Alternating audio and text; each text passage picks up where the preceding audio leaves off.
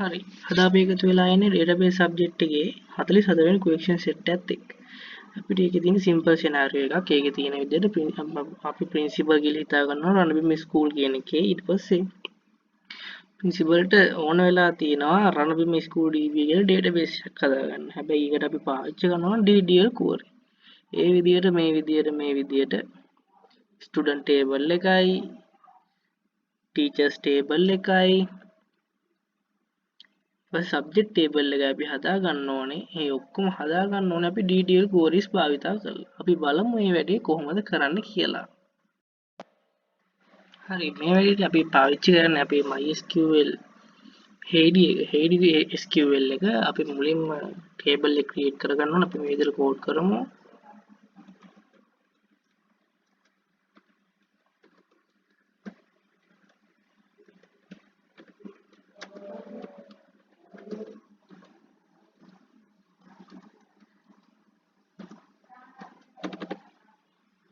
අපි අපේ database එකේ නම දෙන්න ඕන. කියලා තිබ්බේ රණබිම school DB කියලා. අපි run කරගෙන බලමු. අපිට පෙන්වනවා මෙතන රණබිම school DB කියලා එක table එක ඇදලා තියෙනවා. ඊට පස්සේ අපි ඊටාට කියලා තිබිච්ච ටික ඒ ටික එහෙම විදිහටම කරගමු. අපිට තිබි මේ tables තුන හදා ගන්න.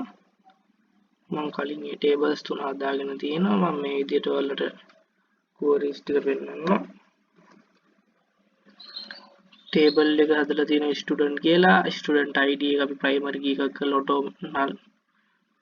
null කරලා තියෙනවා. auto increment කරලා ඊට පස්සේ අපි table එක හදලා තියෙන teacher ඒකත් primary key කරලා subject එකත් primary key කරලා හදලා තියෙනවා. අපිට දීලා තිබිච්ච question set 44ට අනුව මේක තමයි වැඩේ. අපි එන question set 45ත් එක්ක හම්බ වෙමු.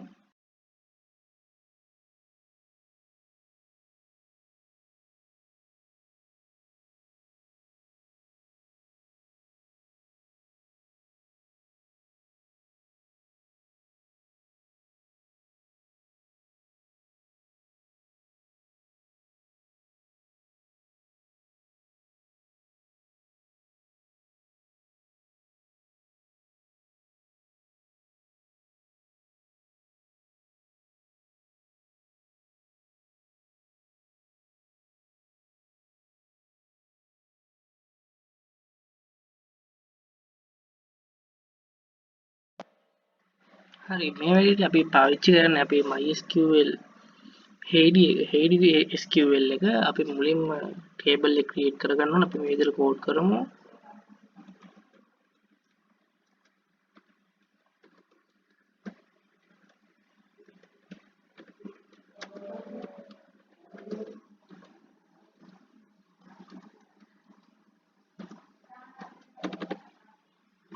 අපි අපේ database එකේ නම දෙන්න ඕන.